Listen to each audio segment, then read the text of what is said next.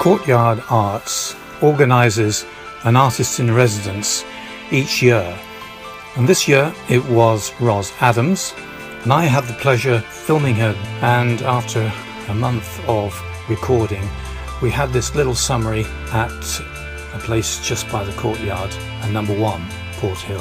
What was the first thing you did when you arrived at the Courtyard? I walked into the space and thought it is a lot bigger than I thought it would be. I was actually quite intimidated by it almost, and I thought I was going to have trouble filling it with the installation as it's made of a lot of very small porcelain beads, and I didn't know if they were actually big enough and if I had enough. So that was, but I think I resolved it. I think I've actually managed to do something that I think works in it, which I'm quite proud of. So what happened in the first week?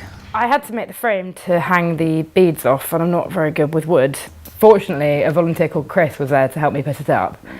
Without him, I probably wouldn't have really got it up that week. He really helped get it off the ground and actually start hanging it, which is, I was really, really grateful for that. And what happened after that? Zoe showed up. Rozzie's up on the ladder doing the strings and I'm placing them and tying them. I'm sort of ground control and she's project manager, if you will. Zoe is a first year from the course I just graduated from, and she didn't know what she was doing until she showed up. And actually she did really rise to the challenge, and we both did, and we worked out a way to work together to get it done as quickly as possible, and we managed to get it hung in less than 2 weeks. I could not have done it without her. And did you have any problems in the installation program? So we had problems initially with hanging the beads, how to hang it in a ball rather than a sheet, because obviously if you hang one bead in a line you end up with a sheet like this rather than an actual mass. So we had to work out a way to have more than one ball on a string, which meant we had to work out a way to get them to not tangle, so it actually ended up being a lot more time consuming than we thought it was going to be.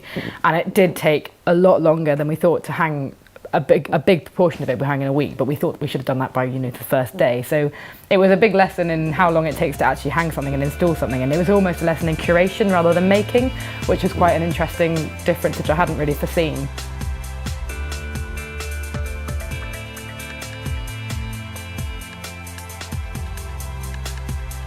How did you go about arranging the private view? I didn't think I was going to get it finished, and I sort of wanted it to be more of a community project where people came in to talk to me about it. But I actually finished it a lot sooner than I thought was going to be possible. Me and Pia, the gallery manager, decided that actually a private view would be quite an interesting way to take it, and it would open it up to a discussion with a lot of people there, which might be a really nice way to finish it, because then I'll really know what people think of it. And then on Thursday, we'll take it down. Oh yeah, that's true. And it has a tail. Any final words on the experience? It's been amazing. It was such a good opportunity, and I can't believe how lucky I was to even be selected for it. I was initially very, very intimidated by the fact that I was given an empty gallery, but I feel that I've actually learned a lot about myself as an artist, and a lot about how I think and how I work and how I rise to a challenge, which I think is actually invaluable, and it's something you can't really learn unless you have an experience like this. So I'm really, it's been great. It's been so good. Wonderful. Thank you very much. I will remember this gallery, and if I ever am really big, I'll pay for your extension.